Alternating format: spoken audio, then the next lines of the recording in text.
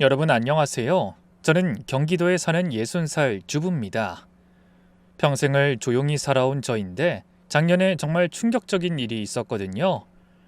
어쩌면 제 생애 가장 큰 위기이기도 했고요. 그 사연을 오늘 처음부터 차근차근 말씀드릴게요.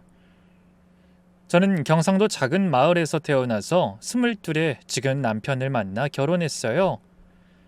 저는 딸만 넷인 집에 셋째로 태어나 크게 관심받지 못하고 자랐거든요. 그래서인지 결혼하고 아들을 낳았을 때 정말 기뻤답니다. 여보, 아들이야. 우리 아들. 산부인과에서 아들이라고 했을 때 남편도 펄쩍 뛰며 좋아하던 모습이 아직도 생생해요. 시어머니도 우리 집안에 대를 이을 손자가 태어났구나 라며 기뻐하셨고요. 남편은 서울에서 인테리어 기술을 배운 사람이었는데 성실하고 손재주가 좋아 결혼하고 나서도 일이 끊이지 않았죠. 처음엔 남의 가게 인테리어만 해주다가 10년쯤 지나니까 조그만 사무실도 차리고 직원도 두세 명 두게 됐어요. 아주 큰 돈을 번 건 아니지만 애 하나 키우고 사는 데는 감사하게도 부족함이 없었답니다. 우리 아들은 결혼 2년 만에 어렵게 얻은 아이라 정말 금이야 오기야 키웠어요. 어릴 때부터 순하고 말 잘 듣는 아이였죠? 진호야, 엄마가 세상에서 제일 사랑하는 게 누구야? 진호! 그럼 진호는 누굴 제일 사랑해? 엄마요! 조그맣던 아이와 이런 대화를 나누던 게 엊그제 같은데 세월이 참 빠르게 느껴지네요. 진호는 학창시절 내내 모범생이었어요. 초등학교 때는 반장도 여러 번 했고 중학교 땐 전교 학생회장까지 했죠. 고등학교 때는 수석으로 졸업했고요. 엄마, 나 이번에도 전교 10등 안에 들었어. 성적표를 들고 뛰어오던 아들의 모습이 아직도 눈에 선해요. 대학도 서울에 있는 괜찮은 공대에 갔고 졸업하고 대기업 IT 개발팀에 들어갔을 때는 동네방네 자랑하느라 바빴죠. 우리 아들이 땡땡 기업에 들어갔어요. 연봉도 5천만 원이 넘는데요. 그런데 이 녀석이 일만 하고 연애는 안 하는 거예요. 제 눈엔 부족한 게 없는데 말이에요. 진호야, 회사에 예쁜 여직원 없니? 있죠. 근데 관심 없어요. 왜? 엄마 친구들은 다 손주 재롱 보는데 너 그러다 좋은 시절 다 간다. 엄마, 전 아직 과장도 아닌데요. 좀 더 올라가고 나서 생각할게요. 그렇게 미루고 미루다가 30 중반이 되어서야 드디어 저에게 소개할 만한 여자친구가 생긴 겁니다. 엄마, 이번 주 토요일에 집에 갈 건데 소개할 사람 있어요. 같이 갈게요. 그날부터 일주일 동안 잠을 못 잤던 것 같아요. 드디어 우리 아들도 결혼을 하는구나 싶어서요. 무엇보다 아들이 평생을 함께 의지하며 살아갈 사람이 생겼다는 것에 너무 기뻤습니다. 토요일이 되자 아들은 평소와 완전 딴 사람이 되어 나타났어요. 새 옷도 사입고 미용실도 가고 향수까지 뿌렸더라고요. 크게 각오한 것 같았죠. 오후 2시 초인종이 울렸어요. 문을 열자 아들 옆에 단아한 여자가 서 있었어요. 어머님 안녕하세요. 처음 뵙겠습니다. 김지은이라고 합니다. 첫인상이 참 좋았어요. 검은색 원피스에 중단발 머리, 단정한 차림새, 키는 165cm 정도로 아들보다 한 뼘 정도 작았는데 자세가 반듯하고 목소리도 차분했어요. 특히 맑은 눈빛이 인상적이었죠. 인사도 90도로 공손하게 했고요. 거실로 안내하니 지은이가 제가 차 준비 도와드릴게요 라며 따라왔어요. 아니야, 손님인데 편하게 있어. 아니에요, 제가 하고 싶어서 하는 거예요. 어머님은 차 좋아하세요? 커피 좋아하세요? 녹차를 좋아하긴 해요. 저도 녹차 좋아해요. 향이 좋잖아요. 부엌에서 함께 차를 준비하면서 자연스럽게 대화를 나눴어요. 지은 씨는 우리 진호 어디가 좋아서 만나요? 진호 씨는 성실하고 따뜻한 사람이에요. 제가 신입사원 때 실수 많이 했는데 진호 씨가 항상 도와줬어요. 한 번은 제가 프레젠테이션 자료를 잘못 만들어서 울고 있었는데 진호 씨가 밤새 도와줘서 다시 만들어줬거든요. 매사에 그렇게 섬세하고 다정해요. 정말요. 그 말을 들으니 우리 아들이 새삼 대견했어요. 알고 보니 지은이도 서울 명문대 경영학과 출신의 진호와 같은 회사 마케팅팀 대리더라고요. 부모님은 뭐 하시고? 아버지는 철물점 하시고 어머니는 가게일 도우세요. 형제는 언니 둘이 있는데 다 시집 갔고요. 막내구나. 귀여움 많이 받았겠네요. 그렇긴 한데 집안 형편이 어려워서 일찍 철이 들어야 했어요. 중학교 때부터 가게 일도 도왔고 대학은 장학금 받으면서 다녔어요. 과외도 하고 카페 알바도 했고요.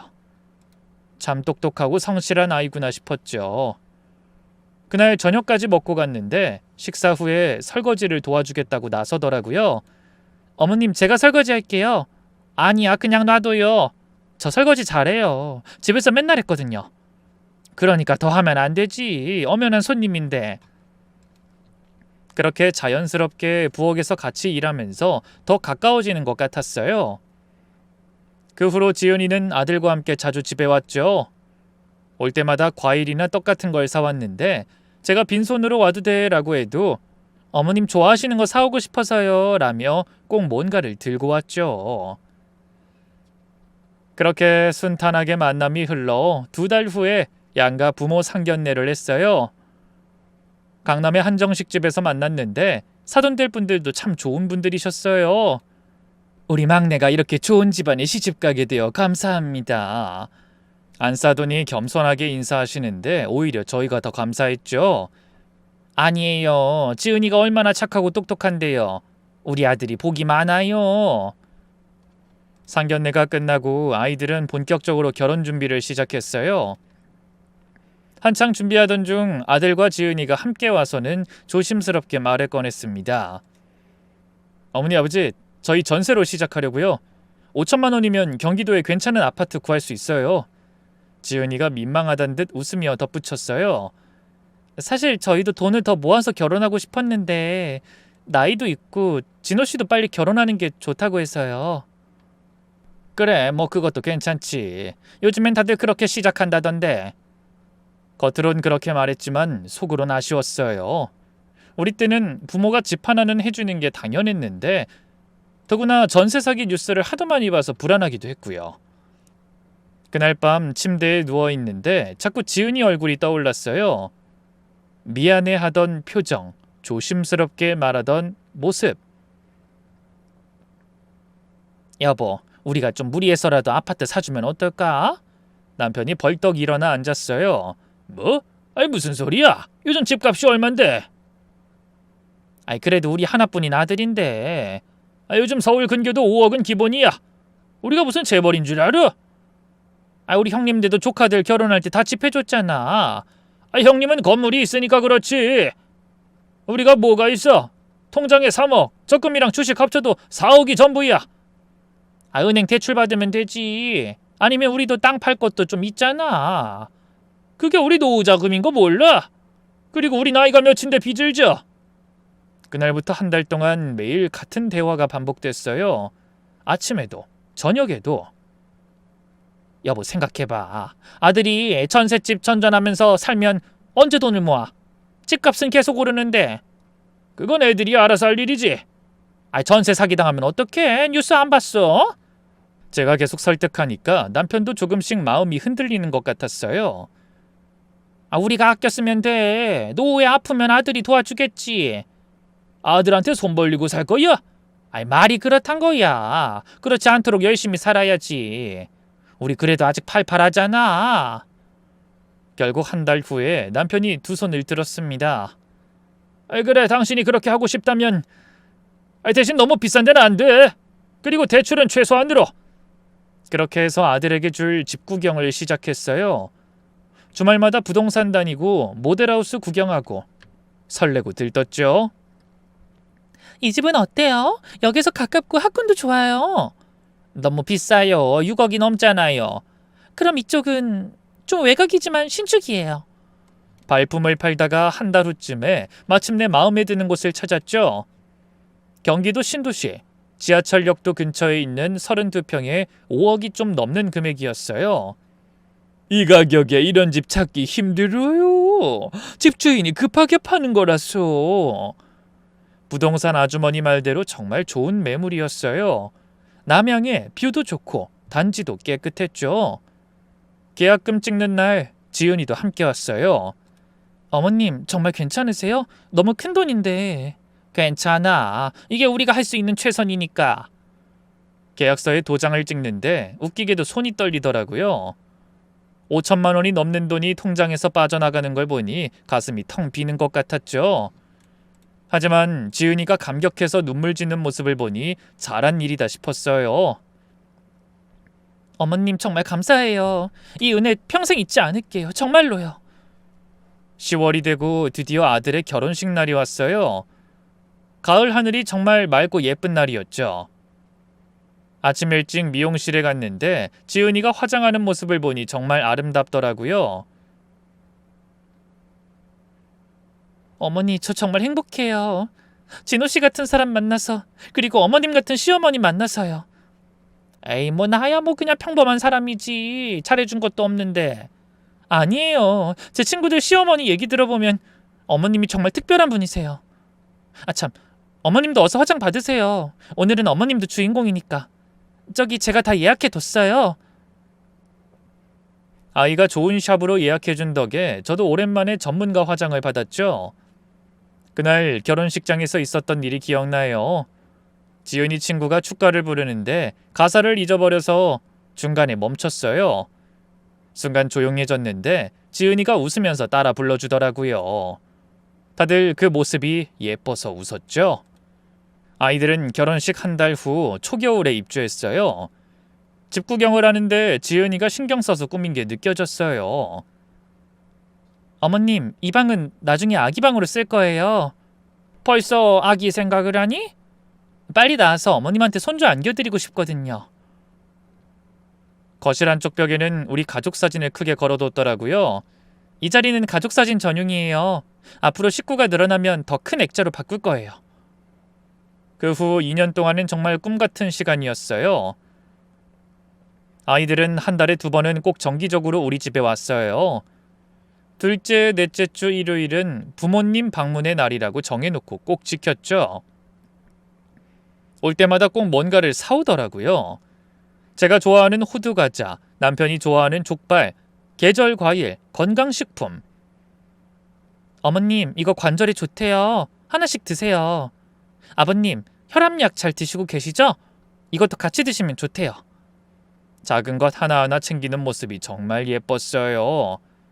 한 번은 제가 허리가 아파서 병원에 갔는데 지은이가 회사 조퇴하고 병원으로 왔더라고요. 어머님, 제가 늦었죠? 많이 아프세요? 아니야. 회사에 있는데 왜 왔어? 어머님 아프신데 어떻게 회사에 있어요? 의사 선생님이 뭐래요? 그렇게 옆에서 간호해 주는데 정말 딸 같더라고요. 귀찮을 법도 한데 명절 준비도 너무 잘해줬죠. 추석 때는 이틀 전부터 와서 같이 준비했는데 한 번은 제가 전 부치다가 실패해서 태운 적이 있거든요. 어머, 정신이 없어서 버려야겠다. 아니에요, 이것도 먹을 수 있어요. 탄 부분만 잘라내면 돼요. 그냥 버려, 새로 하면 되지. 아깝잖아요. 이것도 정성인데요. 설날에 떡국을 끓이면 곁에 와서는 어머님, 내년부턴 제가 끓일게요 라고 하던 그 착한 마음씨. 자기들 쓰기에도 부족할 텐데 저희 용돈도 꼬박꼬박 챙겨줬죠. 명절 때는 봉투에 넣어서 정중하게 인사하며 줬고, 평소엔 어머님, 이걸로 맛있는 거 사드세요 라면서 슬쩍 지갑에 넣어주고 갔고요. 아니야, 너희가 쓸 데가 얼마나 많은데. 저희 맞벌이잖아요. 어머니 아버지 건강하신 게 최고예요. 동서들이 언제나 절 가장 부러워했죠. 언닌 정말 며느리 복이 터졌어. 요즘 어디 그런 며느리가 있어. 글쎄 말이야, 정말 복 받았지. 2년 동안 한 번도 싸운 적이 없었어요. 아들이 가끔 오늘 못 갈 것 같아 라고 하면 지은이가 혼자서라도 꼭 왔거든요. 진호 씨는 회사 일이 있대요. 저라도 와야죠. 혼자 오기 불편하지 않아? 전혀요. 어머님이랑 단둘이 있으면 더 편해요. 그렇게 늘 진심이던 아이가 얼마나 고맙던지. 그런데 2년 차가 되던 해 어느 순간부터 분위기가 달라지기 시작했어요. 새해 초까지 평소와 같았는데 설날부터 이상하더라고요. 평소엔 전날 밤부터 와서 같이 준비하는데 당일 아침 1시에 왔어요. 어머님 죄송해요. 어제 회사 일이 늦게 끝나서. 근데 지은이 얼굴이 많이 수척해 보이는 거예요. 평소보다 10kg은 빠진 것 같았죠. 아이 지은아 많이 말랐네. 어디 아픈 거 아니야? 아니에요. 요즘 다이어트 중이라서. 무슨 다이어트? 안 그래도 말랐는데 요즘 옷이 안 맞아서요. 하지만 밥상 앞에서도 거의 먹질 않았어요. 좋아하던 갈비찜도 두어 점 먹고 젓가락을 놨죠. 그리고 계속 핸드폰만 확인했어요. 무슨 연락 기다리니? 회사에서 급한 메일이 올 거라서. 설날인데 무슨 회사 메일? 해외 거래처가 있어서 시차 때문에요. 뭔가 찜찜했죠. 변명 같았어요. 3월이 되면서는 더 이상한 일이 있었어요. 평일 오후에 치과 정기검진을 받고 나왔는데 근처 백화점에 들를 일이 있었거든요. 1층 화장품 매장을 지나가는데 지은이를 봤어요. 지은아! 불렀는데 못 들었는지 그냥 나가버리더라고요. 뭔가 급한 일이 있는 것처럼 빠른 걸음으로. 평일 오후에 회사원이 백화점에? 그래서 저녁에 전화했죠. 지은아, 오늘 낮에 백화점에서 널 본 것 같아. 네? 백화점이요? 저 오늘 하루 종일 회사에 있었는데요. 그래? 내가 잘못 봤나? 아마 그런가 봐요. 저랑 비슷한 사람이었나 보죠. 하지만 분명 지은이 같았는데 평소 자주 입던 원피스를 입고 있었거든요. 그 다음 달에는 제 오랜 친구가 전화해서 그러더라고요. 우영수가 어제 낮에 네 아들 봤는데 편의점 앞에서 담배 피우고 있더라. 우리 진호가? 아이 설마 담배 안 피우는데? 분명 진호 맞았어. 인사하려고 했는데 표정이 안 좋아 보여서 그냥 지나갔지 뭐. 집에 와서 진호에게 전화했어요. 진호야, 잘 지내고 있는 거야? 근데 너 혹시 담배 피우니? 네, 요즘 좀 그래요. 언제부터? 왜? 별거 아니에요. 조금만 피우니까 걱정하지 마세요. 진호는 학창 시절부터 담배를 극도로 싫어했는데 무슨 일이 있나 싶었죠. 그렇게 또 시간이 흘러 어버이날쯤이었어요. 아이들은 원래 매년 아침 일찍 와서 카네이션 달아주고 함께 외식했는데 그날은 오지 않더라고요. 서운한 건 없었지만 걱정이 됐죠. 어머니 정말 죄송해요. 몸이 좀 안 좋아서. 전화기 너머 목소리가 울먹거리는 것 같았어요. 많이 아파? 병원은 갔어? 네, 괜찮아질 거예요. 다음 주에 꼭 찾아뵐게요. 하지만 다음 주에도 오지 않았죠. 그달의 어느 날 오후, 진호가 퇴근도 하기 전에 집에 왔어요. 얼굴이 망가져 있었죠. 수염도 깎지 않고 눈은 충혈되고 옷도 구겨져 있었어요. 진호야, 무슨 일이야? 왜 이 시간에 연락도 없이 왔어? 엄마 아빠 할 얘기가 있어요.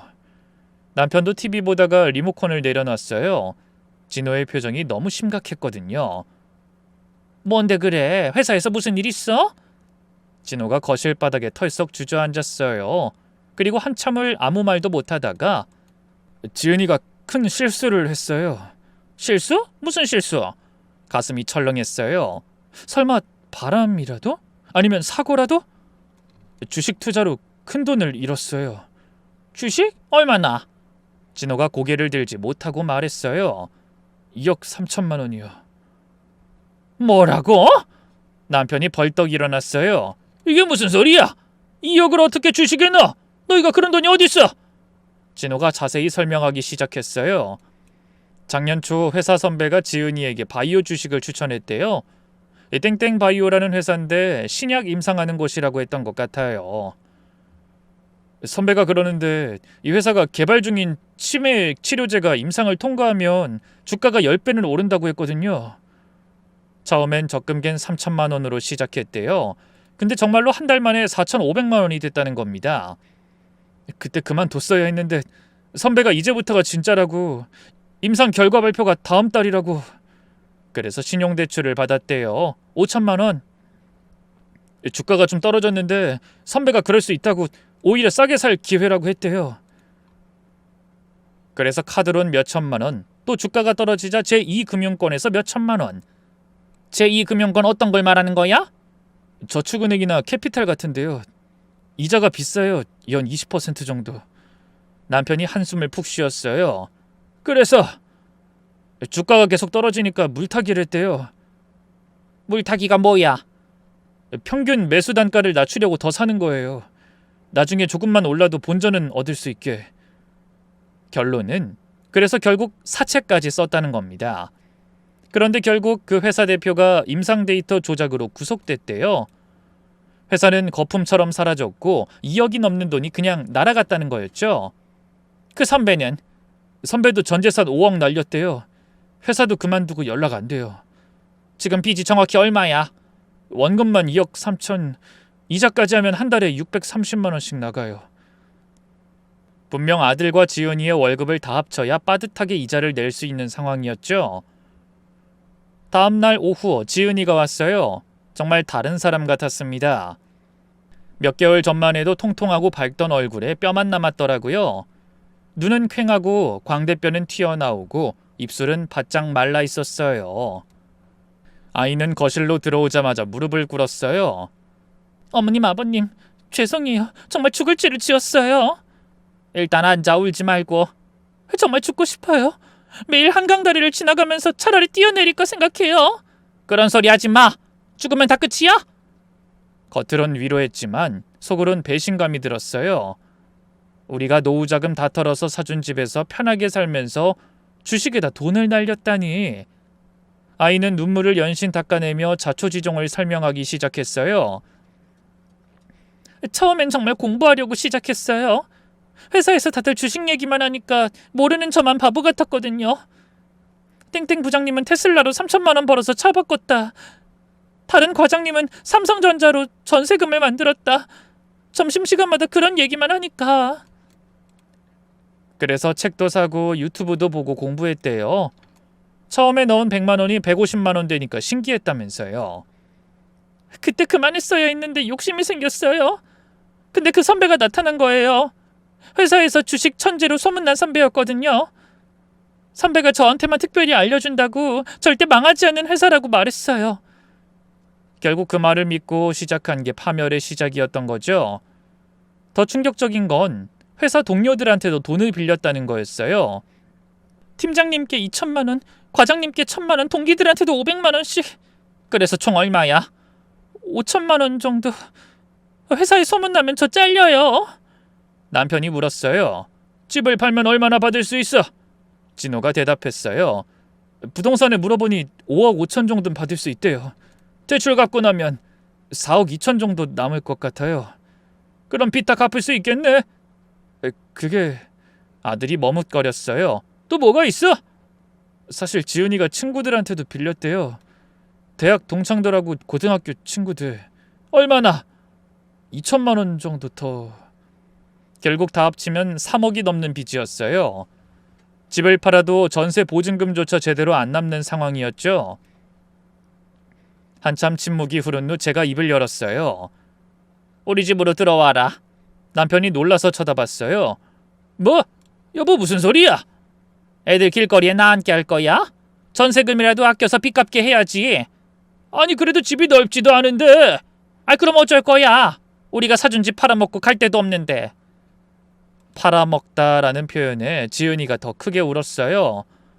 죄송해요. 정말 죄송해요.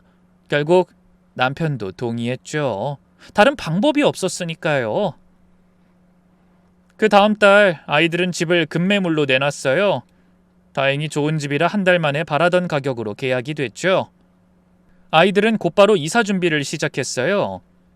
저희 집은 30평 아파트인데 작지만 방이 3개였거든요. 큰 방은 우리 부부가 쓰고 중간 방은 손님방 겸 서재, 작은 방은 창고를 쓰고 있었죠. 창고 정리해서 너희가 중간 방 쓰고 작은 방은 서재로 쓰자. 그런데 지은이가 이런 말을 하더라고요. 어머님, 제가 작은 방 혼자 쓰면 안 될까요? 뭐? 부부가 각방을? 그게... 지은이가 눈물을 흘리며 설명했어요. 제가 우울증이 심해서 공황장애도 있어요. 밤에 악몽 꾸고 소리 지르고 한 번은 발작이 와서 진호 씨가 119 부를 뻔했어요. 진호도 거들었어요. 엄마, 지은이가 정말 힘들어해요. 약 부작용으로 불면증도 심하고 새벽에 계속 일어나서 돌아다니고 가끔 울기도 하고. 저도 회사 가야 하는데 잠을 못 자서. 그래도 부부가 각방을 쓰면 좀 그렇지. 힘들수록 옆에 있어줘야 하는 거 아니니? 제발요, 어머님. 제가 지금 너무 예민해져서 누가 제 공간에 들어오면 숨을 못 쉬어요. 정신과 선생님도 당분간은 절대적으로 안전한 나만의 공간이 필요하다고. 지은이가 간절히 부탁하는데 거절할 수가 없었어요. 그리고 한 가지 더 부탁이 있어요. 제 방에는 절대 들어오지 마세요. 청소도 제가 할게요. 왜? 우리가 남이니? 아니에요. 그게 아니라 지금 제 상태로는 누군가 제 물건을 만지거나 공간을 침범하면 공황 발작이 와요. 한 번은 진호 씨가 제 방에 들어왔다가 제가 과호흡으로 쓰러진 적도 있어요. 그렇게까지 심각한 줄은 몰랐어요. 알았어. 네 방은 네가 알아서 해. 감사해요, 어머님. 정말 감사해요. 이사하는 날이었어요. 지은이는 작은 방에 짐을 풀자마자 문에 자물쇠를 달았어요. 그것도 번호를 누르는 디지털 도어락이었죠. 자물쇠까지 필요한 거야? 네, 문이 잠겨있지 않으면 불안해서 잠을 못 자요. 죄송해요. 이사 첫날 저녁, 저는 정성껏 식사를 준비했어요. 지은이가 좋아하는 갈비찜도 했고 각종 나물과 반찬도 했죠. 밥 먹자는 말에 그 아이는 한참 후에야 문을 살짝 열고 얼굴만 내밀었어요. 눈이 퉁퉁 부어 있었죠. 어머님, 저 오늘은 좀 혼자 있고 싶어요. 아이, 그래도 뭐라도 먹어야지. 아무것도 안 먹었잖아. 그래도 나중에. 정말 죄송해요. 문을 닫는 소리가 왠지 서글펐어요. 그날 밤 남편이 말했죠. 아이, 저러다 정말 큰일 나는 거 아니야? 그러게, 그 병원은 다닌다는데. 아이, 돈 문제로 저렇게 됐으니 안 됐지. 이사 온 첫 주는 정말 어색했어요. 지은이는 거의 방에서 나오지 않았고 진호도 그 눈치를 보느라 말수가 줄었죠. 일주일쯤 지나자 이상한 일들이 하나둘 생기기 시작한 겁니다. 먼저 이 새벽마다 지은이 방에서 컴퓨터 소리가 났어요. 처음엔 그냥 타자 치는 소리인 줄 알았는데 가만히 들어보니 마우스 클릭 소리가 미친 듯이 났어요. 딸깍딸깍딸깍. 1초에 여러 번씩 누르는 것 같았죠. 아이, 새벽에 뭘 그렇게 열심히 하지? 그리고 전화통화 소리가 자주 들렸어요. 네, 알겠습니다. 다음 주까진 꼭. 조금만 더 기다려주세요. 네, 이자는 꼭 입금할게요. 그리고 이런 일도 있었죠. 마트에서 장을 보고 집에 돌아왔는데 현관에 택배 상자가 산더미처럼 쌓여 있더라고요. 이게 다 뭐야? 상자를 세어보니 15개 정도 됐어요. 다 지은이 이름으로 온 거였죠. 발송지를 보니 땡땡 명품 아울렛, 땡땡 럭셔리몰, 땡땡 브랜드샵 같은 곳들이었어요. 명품을 이렇게 많이 샀다고? 그때 지은이가 방에서 나왔죠. 평일인데 집에 있는 것도 이상했죠. 어머님 오셨어요? 지은아, 회사는? 오늘 연차예요. 그런데 표정이 뭔가 불안해 보였어요. 택배 상자들을 보더니 황급히 말했죠. 제가 옮길게요. 무거우실 텐데. 이게 다 뭐니? 쇼핑을 이렇게 많이 했어? 이거 그냥 필요한 것들이에요. 하지만 필요한 것 치고는 너무 많았어요. 게다가 명품 상자들이라니. 지은이가 상자들을 방으로 옮기는 걸 도와주면서 슬쩍 물었어요. 요즘 보너스라도 받았니? 네? 네, 뭐 그런 거예요. 대답이 애매했어요. 그날 저녁 준호한테 넌지시 물어봤죠. 지은이가 요즘 보너스 받았다며? 보너스요? 글쎄요, 들은 적 없는데요. 오늘 택배가 15개나 왔더라. 다 명품 상자던데. 준호도 놀란 표정이었어요.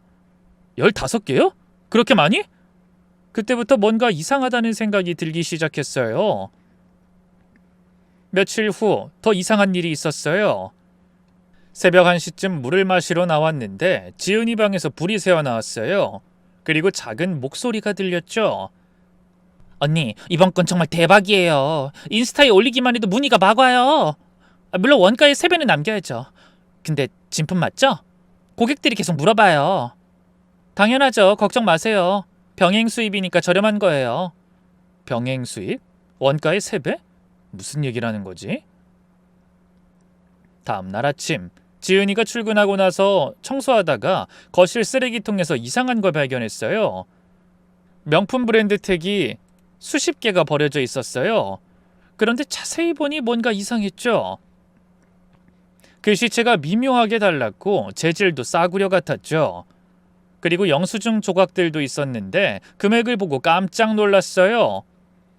샤넬백 180만원, 구찌 지갑 85만원, 에르메스 스카프 120만원. 한 달에 이런 글 수십 개씩 산다고? 지은이의 행동은 점점 더 수상해졌어요. 퇴근 시간이 점점 늦어졌고 주말에도 약속이 있다며 자주 나갔어요. 그리고 항상 커다란 쇼핑백을 들고 나갔다가 빈손으로 돌아왔죠. 한 번은 일요일 오전에 지은이가 서둘러 나가려고 하길래 물었어요. 어디 가니? 일요일 아침부터? 친구들 만나기로 했어요. 근데 현관에 쇼핑백이 5개나 놓여 있었어요. 안에는 명품 박스들이 가득했죠. 그건 왜 가져가? 아, 친구들이 봐달래서요. 제가 패션 쪽을 좀 아니까. 분명 변명 같았어요. 택배로 오는 수많은 물건, 새벽에 수상한 통화, 주말마다 들고 나가는 쇼핑백들. 확실히 이상하잖아요. 그런데 며칠 후 결정적인 일이 있었어요. 우편함에 신용카드 청구서가 왔는데 수신인이 지은이었어요. 실수로 열어봤는데 이번 달 청구액 2,847만 원. 리볼빙 잔액 8,920만 원. 뭐야 이게? 카드 빚이 거의 1억이라니? 청구 내역을 보니 더 놀라웠어요. 땡땡 명품샵 450만 원, 땡땡 아울렛 380만 원, 땡땡 브랜드몰 520만 원. 거의 매일같이 수백만 원씩 결제한 흔적이 있는 겁니다. 아무리 봐도 이상하잖아요. 그날 밤 진호한테 슬쩍 물어봤어요. 요즘 지은이한테 별일 없니? 뭐 같이 있을 시간이 적어져서 잘은 모르지만요. 지은이가 뭔가 다른 일을 시작한 건 아니고? 잘은 모르겠지만 말이야. 그래서 씀씀이가 커졌다거나.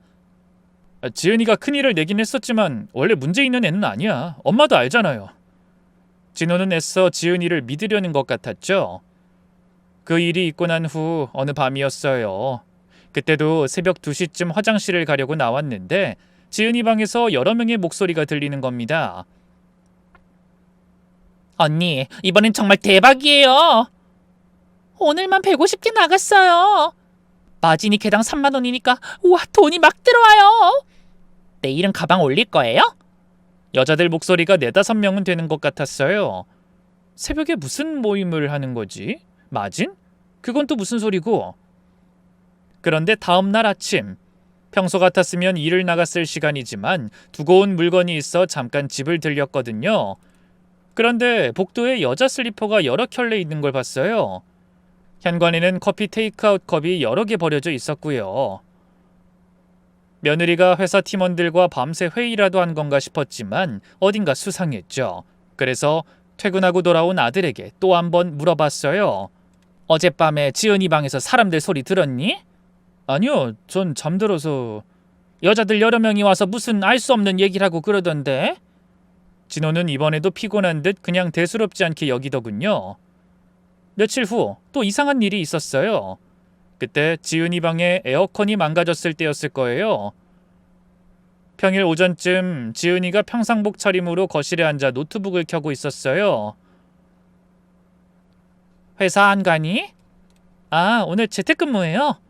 근데 노트북 화면에는 온통 명품 사진들이 가득했어요. 가방, 지갑, 신발. 그건 뭐야? 관심 있어? 아, 회사 마케팅 자료예요. 시장 조사하는. 하지만 옆에 놓인 노트를 얼핏 봤는데 샤넬 클래식 원가, 에르메스 입고 일정, 수수료 30% 같은 글씨가 보였어요. 1시간쯤 후에는 핸드폰으로 무슨 방송을 보고 있더라고요. 뭐 보니? 아, 회사 경쟁사 분석이에요. 어머님, 저 일 좀 할게요. 눈치를 줘도 궁금하고 불안해서 곁을 떠날 수가 없더군요. 화면을 슬쩍 봤더니 누군가 열심히 설명하고 있는 것 같았어요. 선착순 10명, 지금 아니면 못 삽니다 같은 자막이 계속 떴죠. 그때쯤 우체부가 와서 등기 우편을 여러 통 전달해줬는데 발신인을 보니 다 카드 회사들인 거예요. 땡땡카드, 땡땡카드, 땡땡캐피탈, 또 카드 청구서인가 싶었죠. 그날 저녁 지은이가 집에 들어왔을 때 등기 우편들을 줬어요. 지은아, 이런 게 왔던데 혹시 무슨 일 있니? 대답도 하지 않고 편지들을 받으면서 혼자 중얼거리더군요. 아, 결제일이 겹쳤구나. 결제? 뭘 그렇게 많이 샀어? 아니에요. 그냥 업무상 필요한 거예요. 황급히 방으로 들어가며 답을 피했죠. 저는 더 이상 참을 수 없어서 진호를 불렀어요. 진호야, 난 더 이상 못 참겠다. 지은이 걔가 분명히 또 무슨 일을 벌이고 있어. 제가 본 것들을 다 얘기했어요. 진호의 얼굴이 점점 어두워졌습니다. 새벽에 여자들 모아서 알 수 없는 얘기하고 마진이 얼마라고 하고 명품 사진 보면서 뭔가 하고 그때 그 카드빚도 그렇고 내가 볼 땐 무슨 다단계 같은 거에 빠진 것 같아. 명품이나 다른 상품 이야기하면서 사람들 끌어모으는 거 아니야? 나 너무 걱정돼. 그날 밤 방에서 진호와 지은이가 크게 싸웠어요. 그럼 안 되지만 견딜 수 없던 저는 문 밖에서 그 소리를 듣고 있었죠. 당신 설마 다단계 하는 거야? 아니야. 그냥 좋은 제품 저렴하게 구매하는 거야. 근데 왜 새벽까지 사람들 모아서 회의해? 그건 공부하는 거야. 제품 공부하고 마케팅 배우고. 마케팅? 도대체 무슨 마케팅? 며느린 끝까지 제대로 대답하지 않았어요. 미안해. 조금만 더 하면 돼. 이번엔 정말 성공할 수 있어. 뭐가 성공이야? 또 빚내서 물건 사재기 하는 거잖아. 싸움 소리가 밤늦게까지 이어졌습니다. 집안 분위기는 최악이었어요. 지은이는 방에서 거의 나오지 않았고 나올 때마다 핸드폰을 붙들고 있었죠. 띠링 띠링 띠링. 한 번은 지은이가 화장실 간 사이에 거실 상탁에 잠깐 핸드폰을 놓고 갔는데 화면에 메시지들이 계속 뜨더라고요. 슬쩍 보니 언니 가방 언제 와요? 3개월째 기다리는데 유유 환불해주세요. 사기 아니죠? 사기라니요? 설마 그 말이 들려올 줄은 몰랐는데 마음이 급격하게 요동치기 시작했습니다. 의심은 점점 확신이 되어가고 있었어요. 그쯤 동네 아주머니를 마트에서 만났거든요. 어머, 안녕하세요. 그동안 뵙고 싶었는데 혹시 댁 며느님이 별말 안 하시나요? 네? 무슨 말이요? 우리 딸이 며느님한테 명품 가방 공구로 샀는데 2달째 안 온대요. 200만 원이나 줬는데. 200만 원? 근데 공구가 뭐예요? 공동구매 그런 거라던데요. 사람들이 다 같이 물건 사는 거요. 우리 딸뿐만 아닌 것 같던데. 무슨 문제 생긴 건가요? 그날은 정말 날이었던 것 같아요. 집으로 돌아가다가 애써 마음을 진정하려고 들린 카페에서 우연히 지은이를 본 겁니다. 지은이 맞은편에 있던 여자 둘 중에 한 명이 울면서 말하고 있었어요. 언니, 제가 대출받은 돈이었어요. 500만 원, 이자도 못 내고 있어요. 미안해, 정말 미안해. 상위 공급처에서 물건이 안 와서. 변명하지 마세요. 처음부터 물건 없었던 거죠. 다른 여자가 화를 냈어요. 언니가 멘토님한테 배웠다면서 확실하다고 했잖아요. 한 달이면 투자금 2배로 만든다고. 나도 속은 거야. 내 위에 있는 언니들도 물건을 못 받고 있어. 봐봐. 지은이가 가방에서 서류를 꺼내 읽어주며 자신도 속았다고 증명하고 있었어요. VIP 다이아몬드 등급 승급 조건, 월 매출 5천만 원 달성 시 해외 연수, 하위 라인 10명 이상 확보 시 특별 보너스, 이렇게 체계적이었다고. 그게 무슨 변명이에요? 내 돈 돌려줘요. 세상에, 완전히 다단계 사기였던 게 분명했습니다. 그건 전형적인 피라미드 구조잖아요. 지은이는 또다시 고개를 숙이고 있었어요. 예전엔 언제나 당당하고 자신감 넘치는 아이였는데. 조금만 기다려줘. 이번에 큰 브랜드랑 직거래 라인 뚫었어. 이걸로 다 해결할 수 있어. 도대체 얼마나 많은 사람한테 돈을 받은 건지 알 수 없었어요. 사건은 걷잡을 수 없이 심각해지고 있었어요. 며칠 후 더 충격적인 일이 생겼습니다. 경찰서에서 전화가 왔거든요. 김지은 씨 보호자 되십니까? 사기 혐의로 고소장이 여러 건 접수됐는데요. 사기요? 사기건으로요. 한번 오셔야 할 것 같습니다. 결국 경찰까지 개입된 겁니다. 저는 가족들에게 아무 말도 하지 않았어요. 어떻게 일을 해결해야 할지, 내가 뭘 해야 할지 답을 내릴 수 없었거든요. 그러다 진호가 출장을 간 날이었어요. 아침부터 지은이 방에서 울음소리가 들렸습니다. 전화 통화하는 것 같았는데. 멘토님, 저 어떡해요? 사람들이 다 환불 요구하는데. 네? 연락 두절이요? 그럴 리 없어요. 본사가 없어졌다고요? 그게 무슨... 전화를 끊고 한참을 울더니 갑자기 조용해졌어요. 아는 체하고 싶었지만 그럴 수 없었어요. 어떤 게 아이를 도와주는 건지 혼란스러웠습니다. 그렇게 한참을 문 밖에서 기다리는데 점심때가 되도록 아무 소리가 안 나더군요. 우선은 진정한 후에 이야기 나눠보자 싶어서 아무렇지 않은 척하며 문을 두드렸습니다. 지은아, 밥 먹어야지. 이상하게 대답이 없었어요. 아무런 기척도 느껴지지 않고요. 지은아? 문이 끼익 하는 소리와 함께 살짝 열렸습니다. 다행히 잠기지 않은 상태였죠. 불안한 마음에 저는 오랫동안 닫혀있던 그 문을 열었는데 지은아! 지은이가 정신을 잃은 채 침대에 누워 있었습니다. 책상 위에는 빈 소주병 여러 개와 수면제가. 지은아, 정신 차려! 119에 전화하고 진호한테도 급히 연락했어요. 지은이를 깨우며 구급차를 기다렸어요. 그러면서 방을 둘러봤는데 방 안은 그야말로 아수라장 같은 창고처럼 변해 있었습니다. 명품 박스들이 산더미처럼 쌓여 있었는데 열어보니 다 가짜 같았어요. 조잡한 짝퉁들이 가득했죠. 책상 위에는 피해자 명단이 빼곡했어요. 박땡땡님 샤넬백 300만원 미지급, 이땡땡님 에르메스 지갑 150만원 미지급, 최땡땡님 루이비통 3개 500만원 미지급. 100명이 가까운 이름이 적혀 있었는데 모두 미지급이었어요. 총 수주 금액 4억 9천만원, 실제 구매 가능 금액 0원, 차액 4억 9천만원. 5억이라니 그게 다 사기로 받은 돈 같았습니다. 노트북을 열어봤더니 더 충격적인 내용이 있었어요. 문자 단체방이 여러 개 있었는데 지은쌤과 함께하는 명품 라이프, 공부 여신 지은쌤 VIP, 지은쌤 패밀리, 다이아몬드 등급 도전. 각 채팅방마다 수백 명이 들어있었어요. 그리고 멘토라는 사람과의 대화. 이번 달 실적 부진하네요. 더 많은 사람들 모집하세요. 제품은 언제쯤 들어오나요? 제품은 중요하지 않아요. 사람을 모으는 게 중요합니다. 아래 라인을 더 만들어야 수익이 나요. 완전한 다단계 조직이었어요. 저는 넋이 나가 책상에 있던 지은이 일기장을 펼쳐봤습니다. 떨리는 손으로 페이지를 넘겼어요. 오늘도 거짓말했다. 물건이 곧 온다고. 미안해 죽겠다. 엄마한테 생활비 달라고 했다. 피해자한테 일부라도 돌려주려고. 멘토님이 조금만 더 버티면 큰돈을 벌 수 있다고 했다. 정말일까? 더 이상 못하겠다. 사람들 만나기가 무섭다. 가족에게 죄스럽다. 그때 구급대원들이 도착했습니다.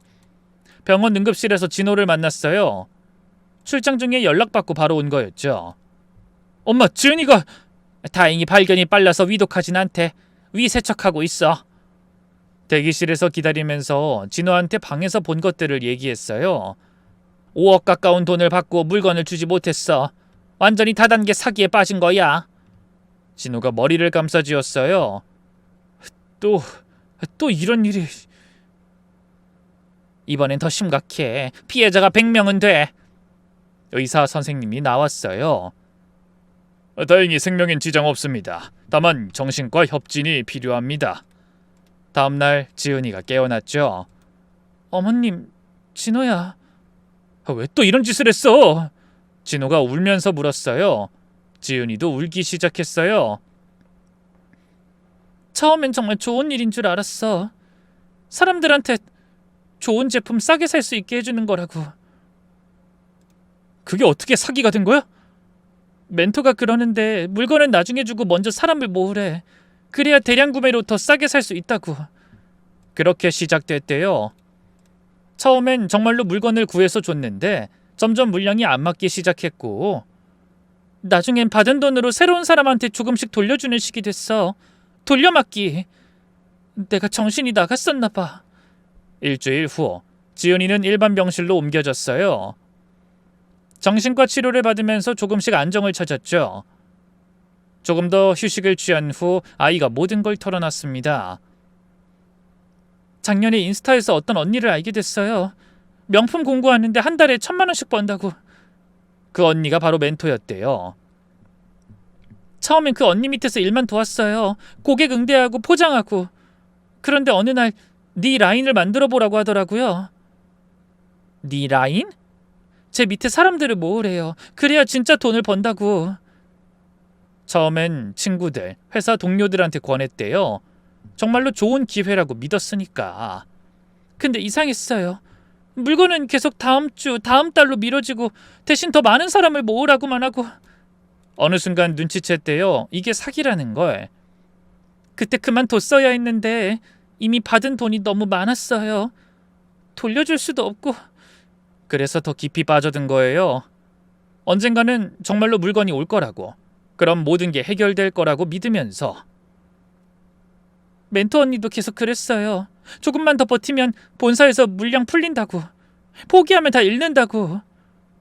하지만 결국 멘토도 연락이 끊겼고 본사라는 곳도 사라졌어요.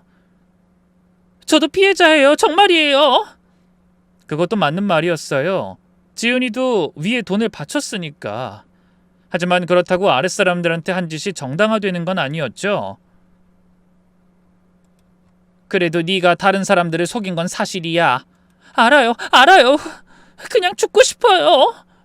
그 어떤 잘못도 네 목숨과 바꿀 수 없단다. 넌 우리 가족이잖아, 지은아. 저희는 곧바로 변호사를 선임했어요. 다단계와 유사 수신 행위 그리고 사기 혐의가 적용될 겁니다. 피해 금액이 크고 피해자가 많아서. 그럼 어떻게 되는 거예요? 피해 변제가 얼마나 되느냐에 따라 달라집니다. 전액 변제가 어렵다면 실형도 가능해요. 온 가족이 모였어요. 5억을 어떻게 마련하지? 아파트 팔면 3억은 나와. 남편이 말했어요. 나머지 2억은?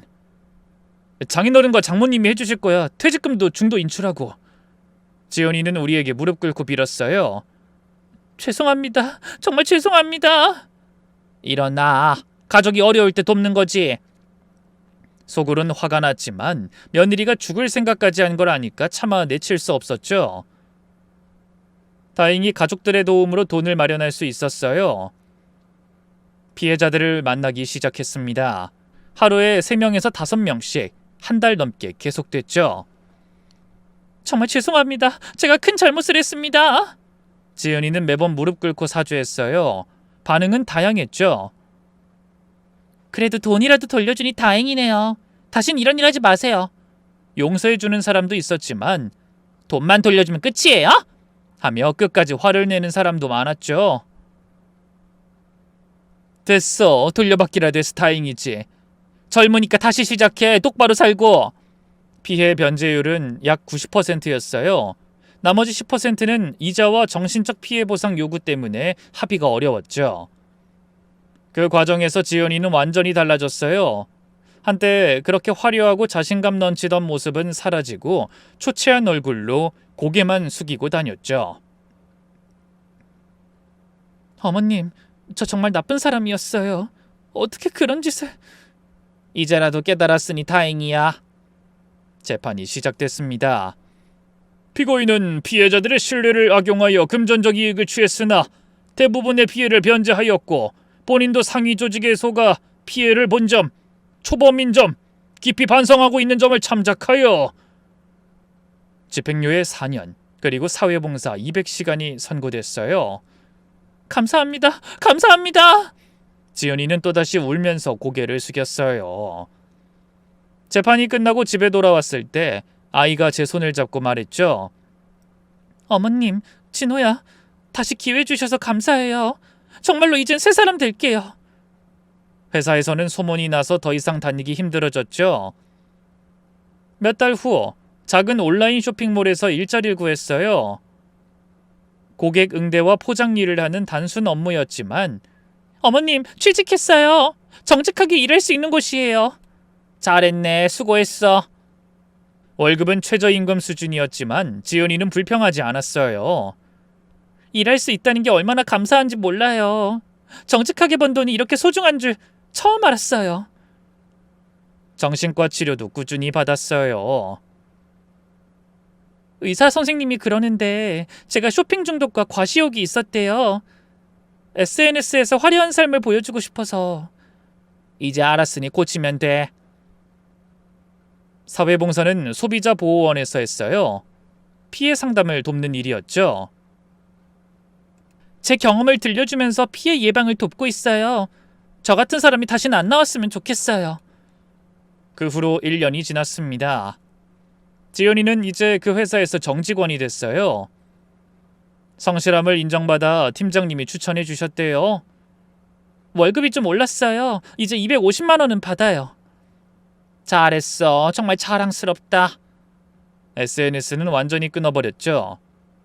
이제 남한테 보여주기 위한 삶은 안 살아요. 제가 행복한 게 중요하죠. 그렇게 소박하게 살고 있어요. 명품은커녕 필요한 것만 사고 남은 돈은 저축하고 기부해요.